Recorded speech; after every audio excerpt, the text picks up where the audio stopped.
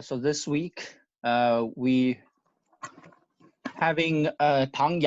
I hope that if you're following the Chinese financial markets, especially on these online education, as well as like this big influencer on finance education, etc., that you will recognize her presence, and she actually is the instructor of the largest online finance course. People know her as Xiangshuai. So she's writing so good that I was reading her posts, blogs many times.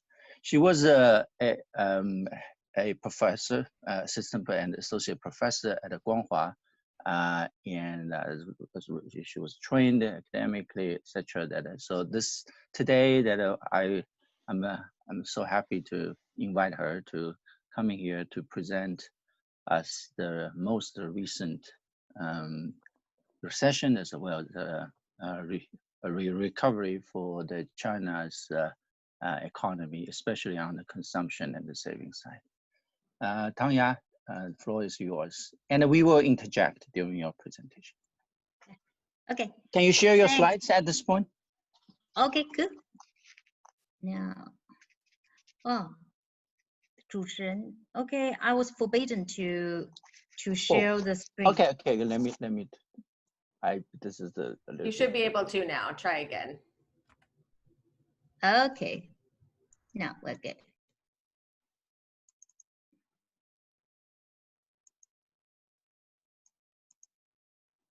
Now, are we good? Yeah, good. Yeah, good. Start. Okay. Okay, thanks, Zhiguo, and for inviting me to. It's my great pleasure to give a talk at BFI-China and Chicago University. As a econ PhD student and as a scholar in finance or economics, UChicago is always the dreaming place for everybody. And my name is, just as Zhiguo said, my name is Tang now. I'm an independent scholar in China. Previously, I was work at Peking University. So today's discussion is based on one of my research in early March. At that time, China started to relieve the lockdown, and everybody concerned about the economic consequence of the lockdown. So one of my friend, he's working in the government, and he knows that I've been working with some internet companies such as Ali and Tencent. So he asked for years. So he asked me whether I can provide some analysis using the big data on the about the economic consequence of the COVID-19. So this is the why I do this. This is but as you know, this is not a pure academic research. I think it's more like some of my observations and my thoughts on the current economic situation in China. Let me start. So why we want to study the economic consequence of COVID-19 based on the consumption, because consumption in 2019, consumption accounts for more than 50% of China's GDP, and household consumption itself accounts for almost 40%. And this number is was increasing over time.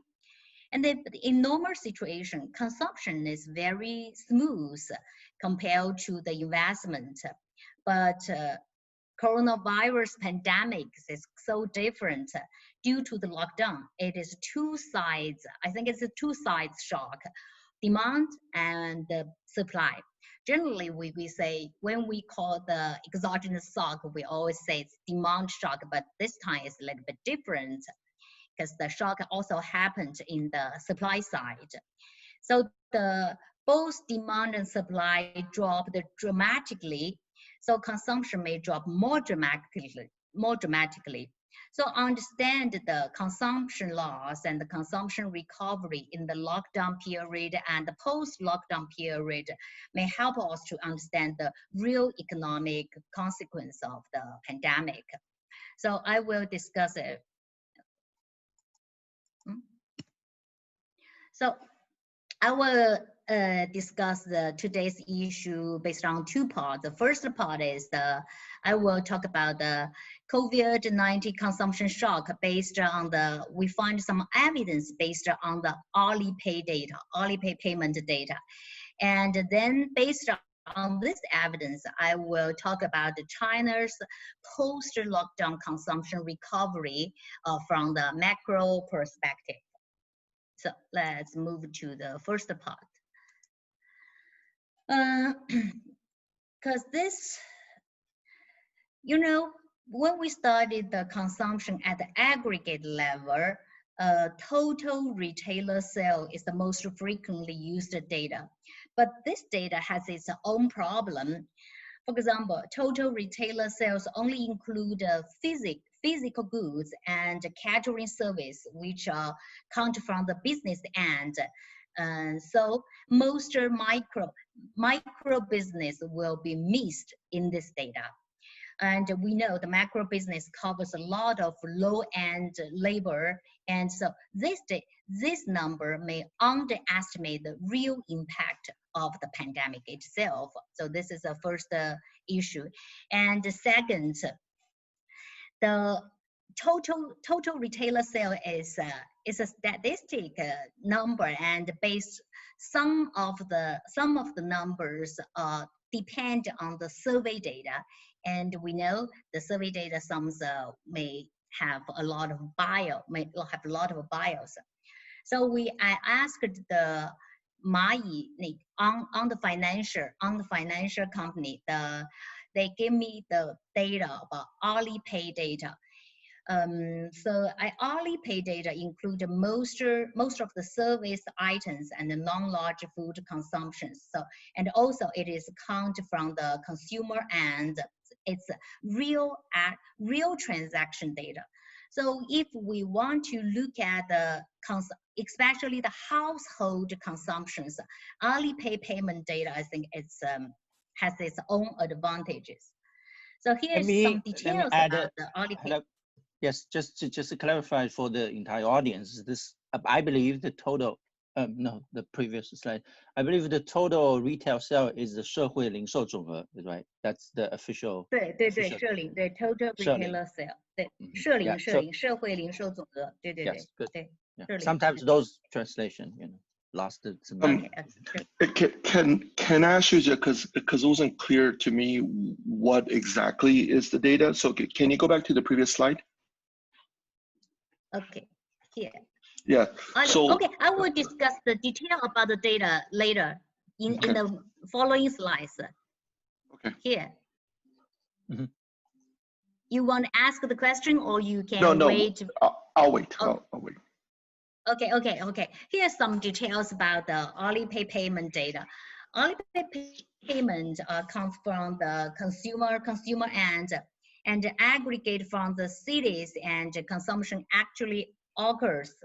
And the data include two parts: online e-commerce payments, 电商, and offline QR code merchant payment, 马商, and payment on third-party apps. So you can just understand the data as the all consumption through Alipay. And let me clarify a little bit. So-called online payment means online e-commerce payment such as Taobao and Tianmao, and the payment on third-party apps such as Didi. All these apps affiliated with Ali Group, Didi, 点评, 大众点评, 美团, etc.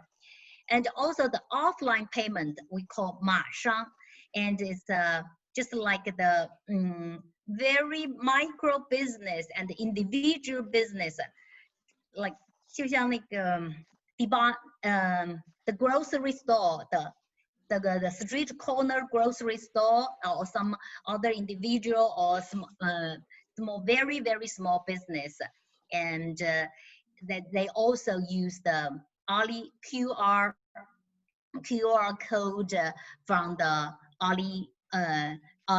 Alipay. So Alipay payment actually have two kinds of data: online purchase, online consumption, and offline consumption. So this is the data, and Okay. our sample period. Okay. Yeah, can I ask you just a few questions? The first question about about what you're capturing is, how do you know that it's all final consumption and it's not things like transfers between people and payments between businesses? So question one. Question two is in the pre-pandemic period, how representative is the data? And then the third quick question is during the pandemic period, what is the degree of substitution, either away or towards the platforms that you are measuring? Okay, so let me answer your question. So first is because we have the data from the Ali company, and they have the tax. So when they give me the data, they clean all the clean the data, and they only give me the consumer end data. All the middle transaction data, they clean it. This is a cleaned data based on the this is from Ali, it's from the company. So when I get the data, it's a cleaned data. So every transaction they have a tag. Tanya, just may I interrupt you? Okay. Clarification at this point. Suppose Xiangshuai and I go to have dinner. He paid the bill to the merchant, to the restaurant, and I transfer money to him. So is my transfer included or excluded? Do they clean this? Excluded. Your transfer is excluded. That I am sure it's clear. So Chantai and Bernie, there's that type of a very clear transaction between. It's like not even transaction, like friends to friends payment. They have an algorithm to clean that. There's some other cases was not very clear, but then I do not know what's the algorithm. But they try their best to clean that part out. So what the YA got is supposedly those that are capturing the business transactions. Yeah. Okay. Because I didn't have the original. I don't have the original data. Because but they gave me the cleaned data. So they told me, and the data is cleaned. But also I compared, because if your transaction is included in this part, I think the number will be much bigger than what I see in the data, because that you can compare to the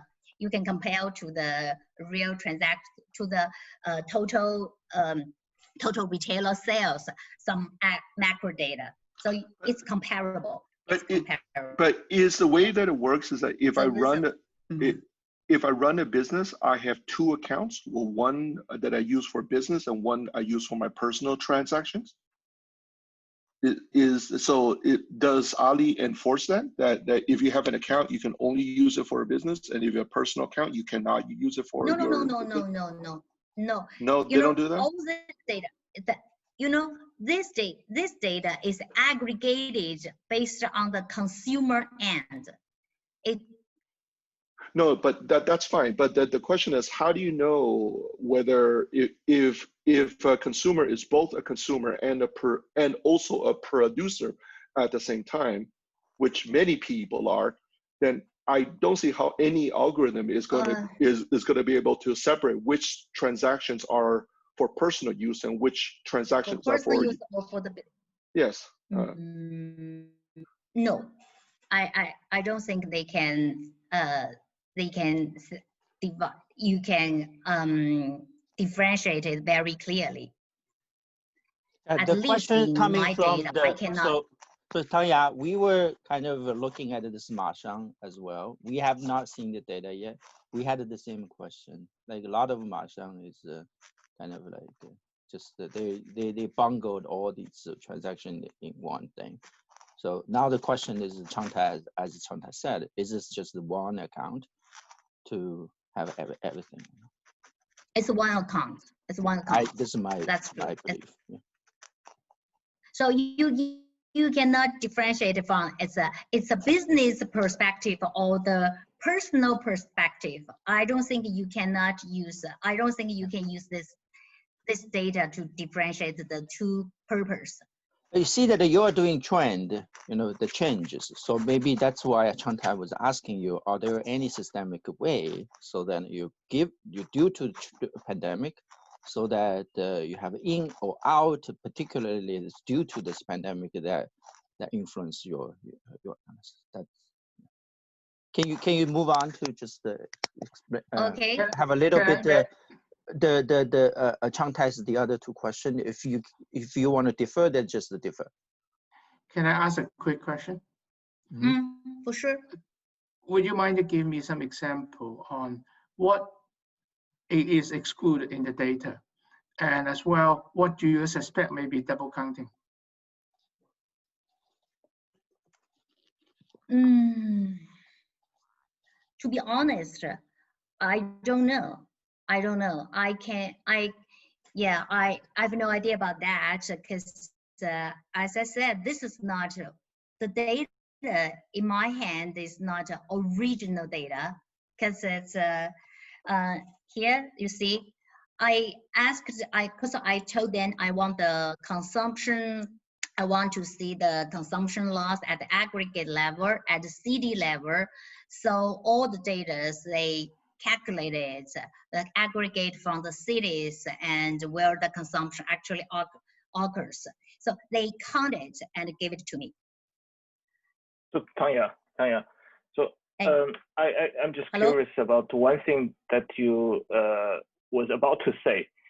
That is, I'm not so sure if Ali allows you to say that, but what is the ratio of the total consumption through Alipay to the Sheling, the total retails from the official statistics? I'm not so sure if Ali doesn't allow you to say that. It's not. I can't say the exact number, but I have estimation. But the data I have is not a real number. It's a Z-score. Ali, because for the privacy, business privacy, they Z-scored all the data. But I transferred a little bit and make estimation based. Because I want to check whether the data is correct or not. So I made an estimation and I found the Sheling, the number of the payment is larger than the Sheling, and I think it's reasonable. It's reasonable because this data you can just like Changtai said. You may include they told me they exclude a lot of double count, but may not that clean. But the two numbers are comparable. The two numbers are comparable at the comparable level. For example, because based on my estimation, the first quarter. In the following 42 days after the Spring Festival, the consumption loss from the Alipayment is about 3 trillion. It's 3 trillion. Only 42 days. Only 42 days. The number is not the exact, may not that precise, but I think it's it's reasonable. It's a reasonable number. 42 days, 42 days after the Spring Festival, the total consumption loss is around 3 trillion renminbi.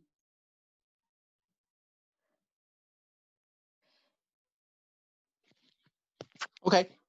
Okay, let me move sorry, on. Tang, can I ask a clarifying question?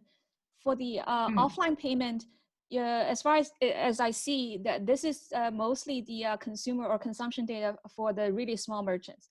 For bigger, like real merchants, it's not in this data, right?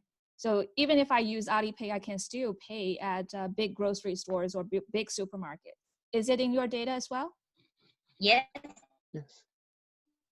Yeah, that should be. Yeah, because then the description says it's small and micro businesses. Yeah, no. So I got confused. Yes, you know, yes, it's only that's the that's the issue.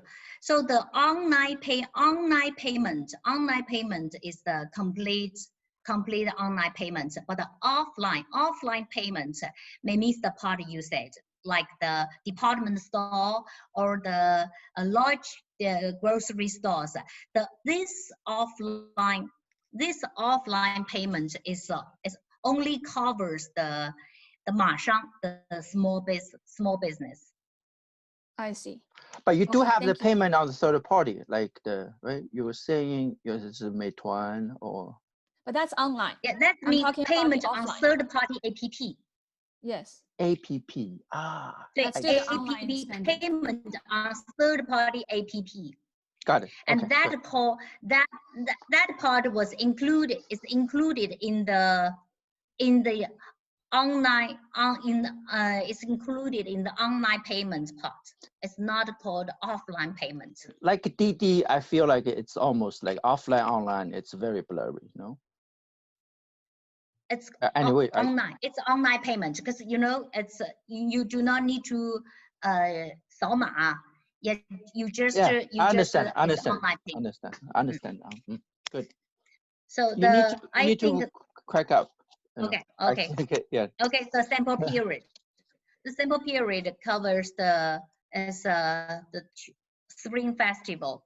The 42 days prior and after the Spring Festival. So we have the the data December 24th, 2018 to March 18, 2019, and also the December 13, 2019 to March 9th, 2020. So day 0 is the Spring Festival. Also the offline, the offline QR code merchant payment data covers only 24 days prior and after the Spring Festival. So this is the data. And the total payment, the total payment, the change of Alipayment during the Chinese New Year, and it's huge. Now you can see here in the 20 here I have think why we do not have this. Yeah. Now, in the 24 days after Spring Festival, the total Alipayment compared to last year dropped more than 20%. And if we consider the average growth rate of the Alipayment is more than 20% in 2019, you can see the actual drop is the actual loss is more than 40%. So that means the real impact of COVID-19 on household consumption is much more significant than what the number shows. And but you will see the 7 days following the Spring Festival is the normal Spring Festival effect, because every Spring Festival, the online payment, the Alipayment will drop, but 7 days later, normally 7 days later,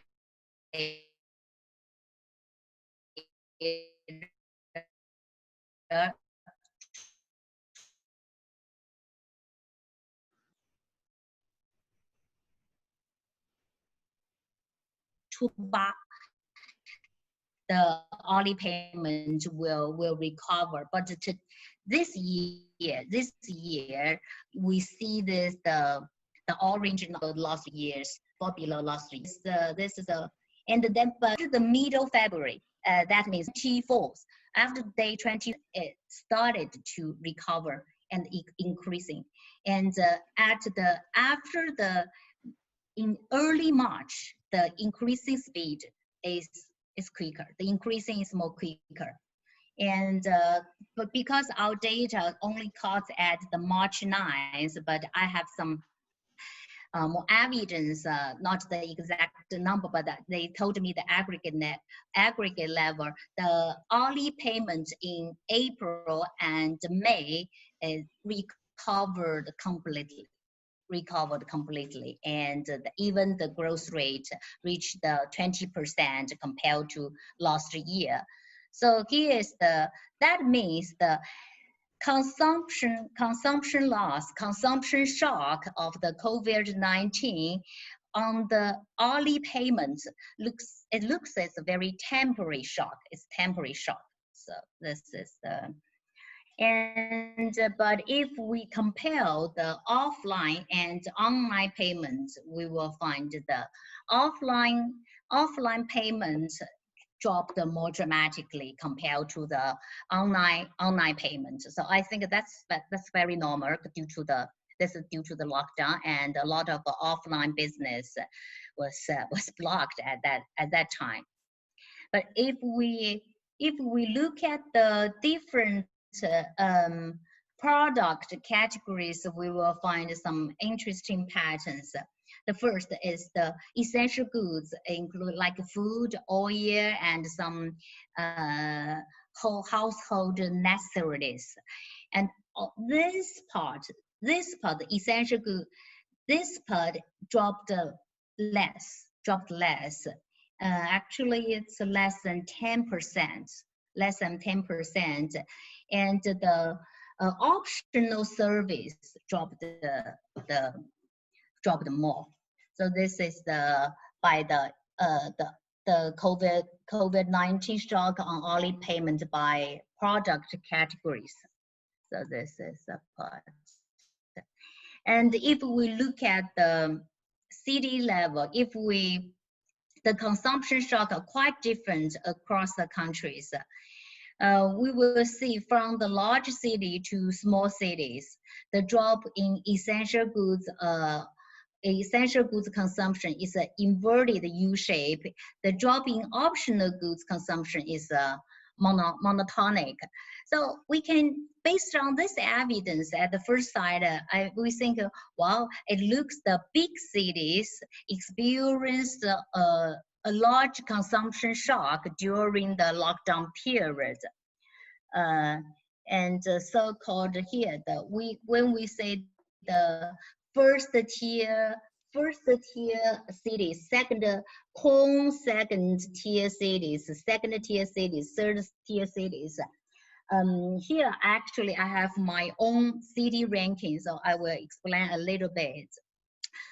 Because when we say large city or small city, first tier city or second tier city, we're based on the permanent population, 常住人口. But we all know the permanent population is not very precise. For example, the big cities may underestimate the permanent population, but the small cities overestimate its permanent population. Because this is because every big cities have the strict controlling policy on the permanent population, but actually people are moved to the big cities.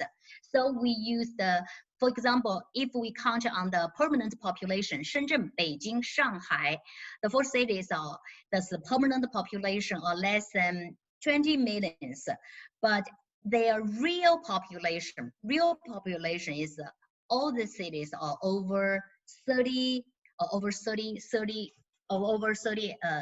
millions, over 30 millions. So based on our group used the Tencent and other internet company and use the smartphone data, we recalculate the real population distribution around China, and also we look at we calculate the city's infrastructure, and then we have our own city ranking: first tier, second tier, third tier to sixth tier. So this is the ranking. So all this evidence based on this, when we say first tier, second tier, is based on my own city ranking. So this is let me clarify a little bit.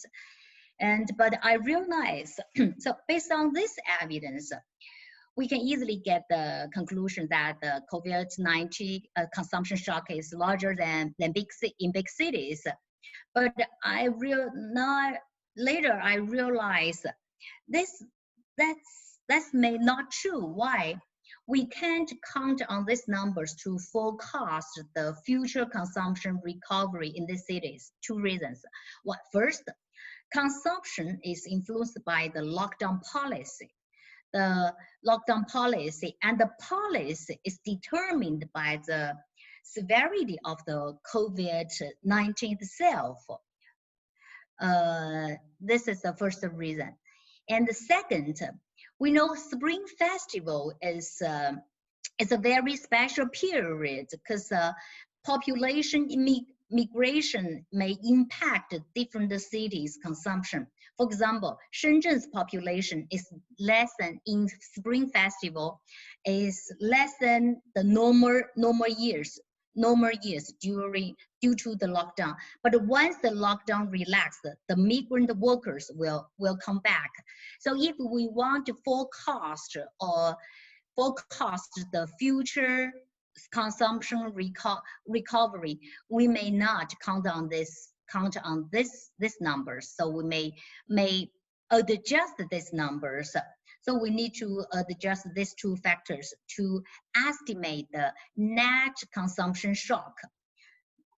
And the net consumption shock, I regarded it as this number may reflect a city's consumption capacity. So how we adjust this? We estimate the net population inflow of various cities around the Spring Festival. The number of migrant population in China is about 336 million based on Tencent data. So, and then we use the Baidu daily inflow or outflow population index, and to calculate to adjust the real population of each city. So we calculated the net population inflow and outflow for each city. First, we estimate the net inflow, and similarly, we estimate the population following the 24 days after Spring Festival. So this is and then based on the estimate of population flow, we calculate the population of CDI during 24 days after the Spring Festival. And then after this adjustment, we run a regression of the adjusted consumption shock on the severity of COVID-19. We use the proxy of the number of confirmed cases in each cities. And the residue from the regression is defined as a net consumption shock. So if the net consumption shock is larger than 0, we think the consumption shock is larger than what we expected. And that means the consumption capacity of this city is made weaker than the number shows. But on the other hand, if the net consumption shock is smaller than 0, the consumption shock is smaller than expected, and that means this city's consumption capacity is stronger than the number shows. So this is we want to. Now, if we use the net consumption shock, we find very different evidence. Now you can see the large cities have much smaller net consumption shock. That means large cities actually have stronger consumption capacity. For example, here, the Shanghai, Beijing, Shenzhen, Hangzhou, Chengdu all show very small net consumption shock compared to other second tier or third tier cities. Another pattern is south of China shows much stronger consumption capacity compared to the North China. Especially if we compare the cities with the similar income level, similar GDP growth, we still find the cities in Pearl River Delta, Zhusanjiao, has much stronger consumption capacity compared to the cities in Yangtze River Delta. So that's very interesting. But cities in Yangtze River Delta, it has much stronger consumption capacity compared to the cities in North China, like Shenyang, Changchun, etc., and even Tianjin, etc. So this is two patterns when we look at the net consumption. Why we have these patterns?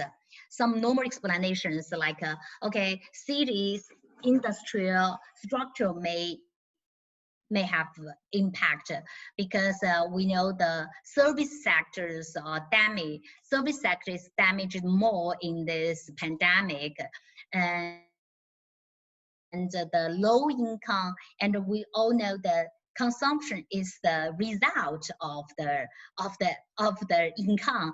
So low income cities may have a weaker consumption capacity compared to the high income cities.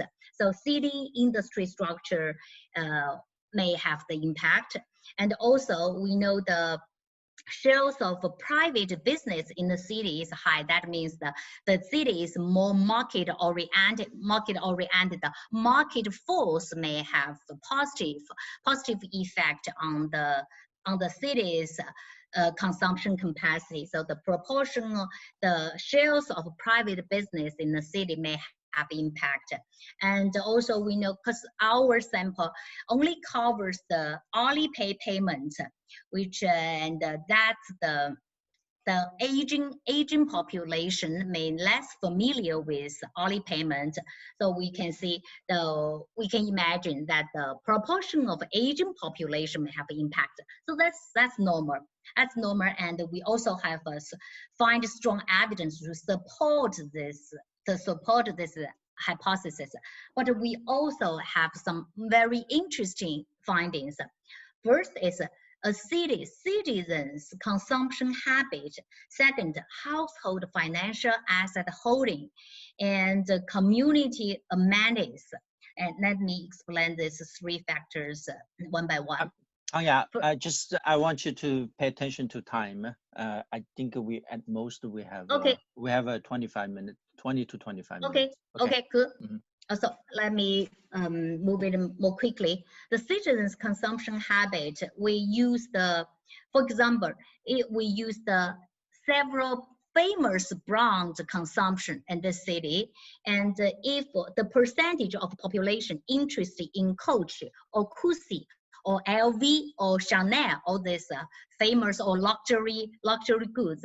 The users' coach consumption interest or the CUSI or when not the users' luxury good consumption interest are tracked by their digital footprint related to their search behavior online. So we use this proxy. We use all this digital footprints to proxy the cities, citizens' consumption habit, and we divided the cities into some cities even control their income, control everything else being equal.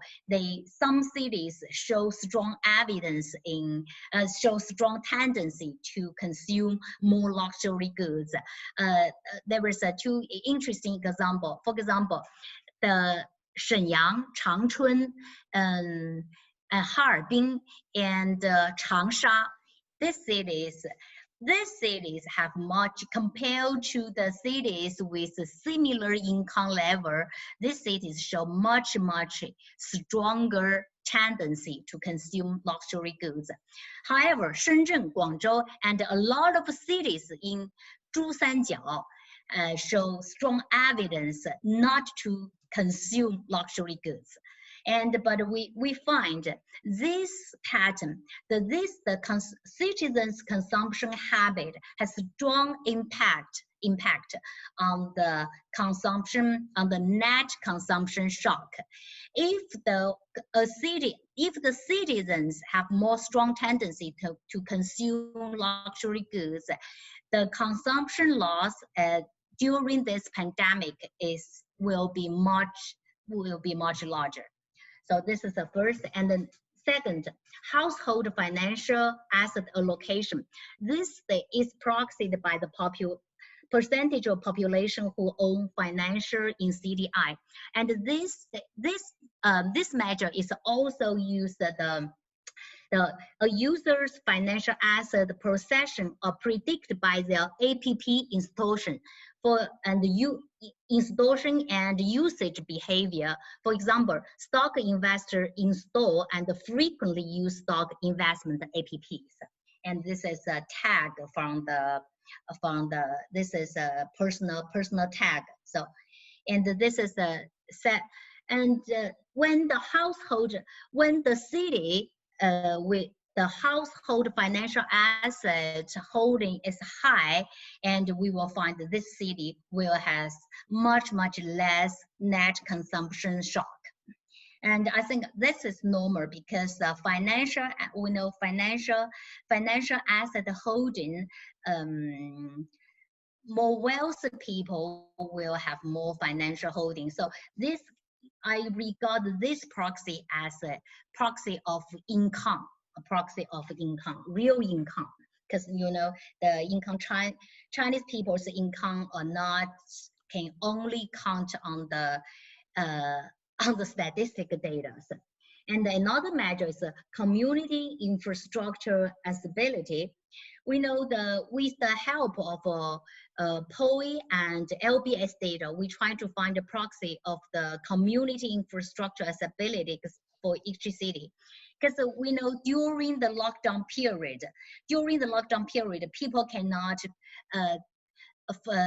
drive or go to long distance to purchase. So if they have a grocery store, have a department store around the community, their consumption, if they do not have budget constraint, they may not decrease their consumption. So how do we measure it? The average distance to the nearest community infrastructure per capita in the city.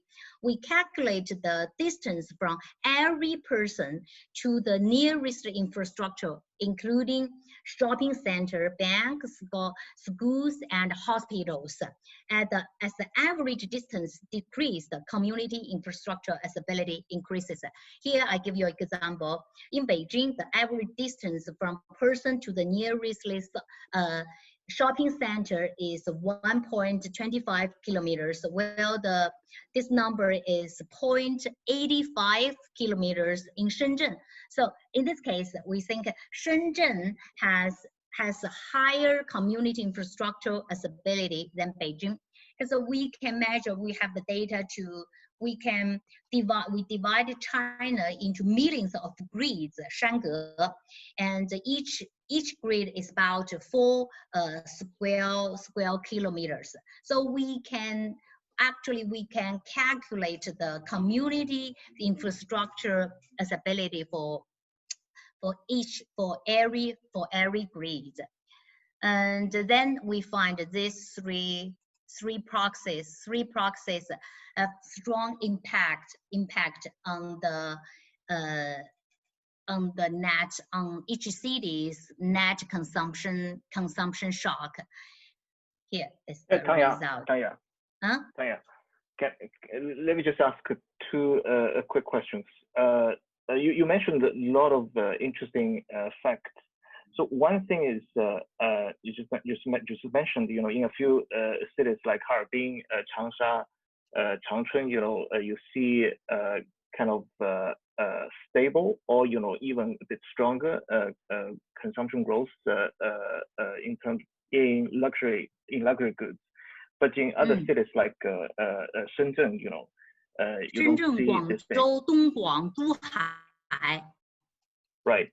So those places you just mentioned, which didn't experience a strong growth or probably less losses on luxury goods consumption, are typically those cities with a lot of population inflows.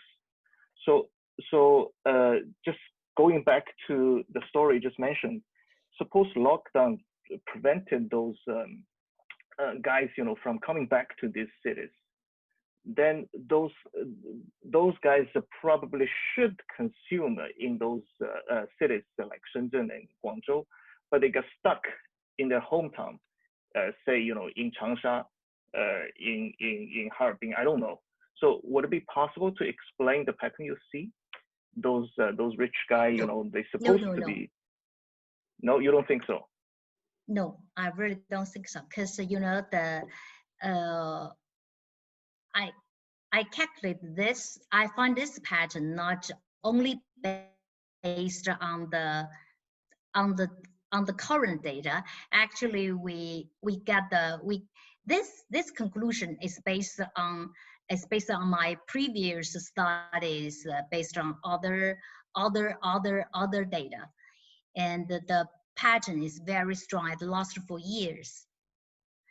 Even I see. So that's not specific to this pandemic period. It's you see. But this is interesting, because Changsha is also a city with a lot of population inflow, not outflow, and also Shenyang. Okay. So, we can talk about that later. Okay. That's another series of my study about China's real population distribution. We can discuss it later. Okay, let's focus on. So this that is my conclusion. That means the net consumption shocks is different across cities, and the cities' characteristics like the industry structure, population of aging population, proportion of aging population, shares of private business. Also, some interesting character. For example, citizens' consumption habits, household financial asset holding, and community amenities may impact the net consumption shock. So this is the evidence I got based on the Alipay data. But I think more interesting part is here, the China's post-lockdown consumption recovery from the macro perspective. Because if we look at the data, we will find the total retailer sale for consumer goods is recovering over time. Here, this is the total retailer sales of consumer goods in the first quarter, and here is the February, March, April, and May. You can see it's recovering over time. And also, if we look at, and the people say that the total retailer sales may not include the service sector, but the service sector is also recovering in the past 2 months. So if we look at another data, it's the per capita expenditure for urban household, 就是城镇居民的人均支出。And we will find that this number shows stronger recovery pattern compared to the total retailer sale. So, and also we find some strong evidence. I think Zhiguo or Songjin is also use the Jingdong data, is also find the SA Jingdong sale has shown strong recovery in April and May. Here is I got it from today's newspaper. We know it's a 618. It's like a purchasing holiday, and Alibaba reports the 98% increase for today's for the 618 purchase, and Jingdong also report a strong increase. And if we look at other e-commerce platforms with Ali, Jingdong, and Pinduoduo, also all of them report strong numbers in the first quarters in 2010. So people may ask, it shows we have a strong recovery in the e-commerce part. Does that mean strong consumption recovery? And I think we need to pay attention to this conclusion, because right now a lot of people discuss the strong recovery on consumption, and also indicate this contribute to the policy of coupon 消费券.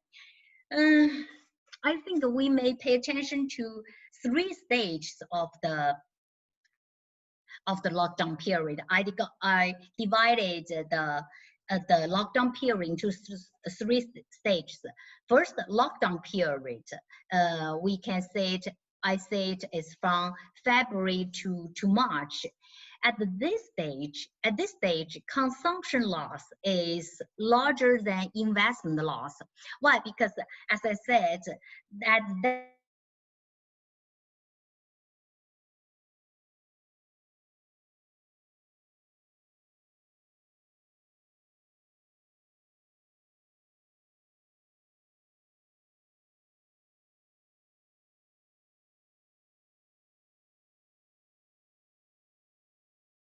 period, the transportation is not very smooth, and a lot of manufacturers cannot open the door. So it's kind of like a supply side shock. So at that time, consumption loss, people cannot consume, even they do not have budget constraint. So at that time, consumption loss is larger than investment loss. But then next stage is, I call it lockdown lifting period. We regard it as, even at this moment, I think we're still in the lockdown lifting period. March, May to May, April, May, even to June. It's at this time, consumption recovery may larger than investment recovery if the household balance sheet is not damaged. That means the household does not have budget constraint. They may have some compensation consumptions. But in the post-lockdown period, for example, from now on, in the near future, whether we can still see a strong consumption recovery, it will depend on the income, on the investment. Let me explain a little bit. Here's the lockdown, how I divide it into lockdown periods, the lockdown policy and the level of public health emergency alert period. Based on this table, you will find why I divided into 3 stages. Because at the end of May, at the end of April, most provinces decreased their level of public health emergency alert. That means the very strict lockdown policy started to relax. Now we look at the total retailer sales versus fixed asset investment here. As I said before, in the lockdown, with the very strict lockdown policy, you will see the consumption loss is larger than investment loss, because people concern about the yeah, okay, good. Here people can, at that time, the healthy issue is the first priority, and at that time, because of the strict lockdown period, most people cannot provide the service.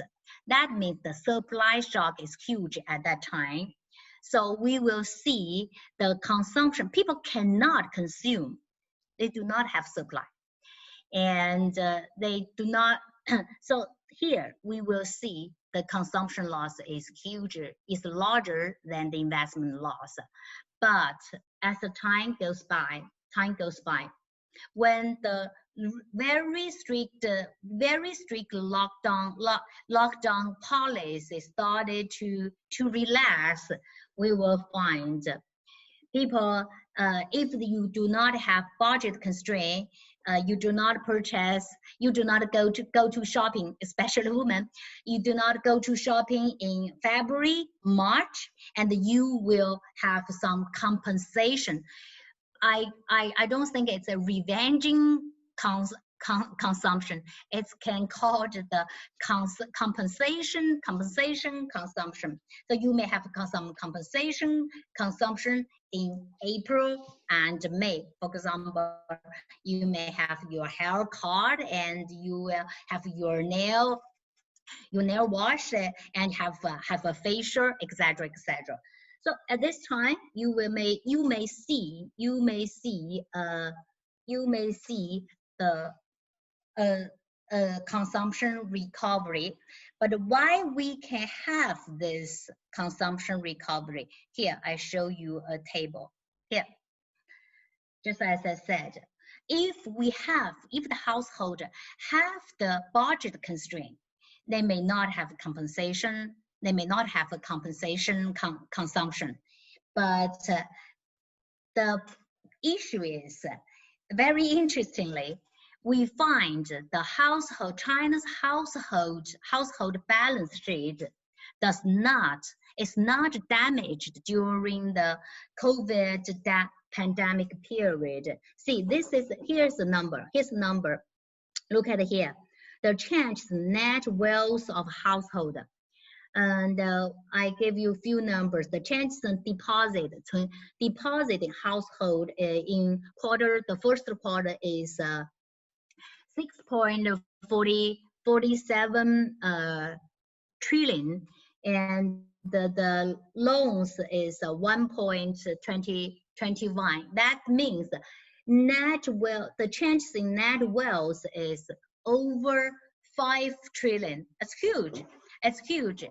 And so that means the household balance sheet does not been damaged. So that is why we can have the compensation consumptions. Another issue is why we experience such a pandemic and experience such a lockdown period. All the productions are kind of stopped there, but why the household balance sheet has not been damaged? Here's the reason. Look at here. Here's the estimation of China's neighborhood. Your slide is not moving. Yeah. Okay, good. How to estimate the income distribution? And Tanya, estimation of Tanya, at the most 4 or 5 minutes. Okay. Okay, got it. Just explain that. I just talk a little bit here. Here the labor force is 700 million. The system affiliated 体制内 system affiliated labor, my estimation is 150 million. Why? Because in the system payroll, the 真正的体制内 labor force is around 60 million, 6000多万. But we know every system position has some supporting labor force. I don't know the exact number, but I asked a lot of experts in this area. They told me 1 to 2. So I give an estimation 1.5. So that's the system affiliated labor force is about 150 million. This part, their balance sheet does not be impacted, right? That we can understand this. And also the retired personnel on the payroll is 120 million. Their balance sheet, their income is also not impacted. And we also have some non-existent affiliated. 250 million is work in the private sector. Sometimes most of them, due to the example, the policy, the government does not allow the enterprises to cut down the people's their employees' salary. So especially in the first quarters. So most people work in the private sectors. Their income does not has been impacted. The only part is here. Is we call migrant workers, 农民工, around 300 million. Your slides is not moving. Is that the Here? Oh, okay, that's a 300 million. Yeah, 300 million. Wait a minute. I just moved. So 300 million is a migrant worker that in your mind. Yeah, migrant worker. Good. And only their income may be impacted a little bit, but don't forget that even in 2019 or 2018, they also have the spring festival effect, and their income is lower than other quarters. So in the first quarter, we do not see the worsened household balance sheet. So that is why we see a strong compensation consumption, or we see a strong consumption recovery in April and in May. But can this last in the future? It depends, right? Depend because householders' balance sheet will be determined by the enterprises balance sheet. If the enterprises want to invest and the economy grows we can keep the economy growth, and the economy will recover, and then the household balance sheet will be fine, But here we see with the household balance sheet keep the same level, we find a worsened enterprises balance sheet. Here is the first quarter. We see the enterprise, the changes in net wealth of non-financial enterprises is about minus four. That means their net wealth is decreased a lot compared to previous years.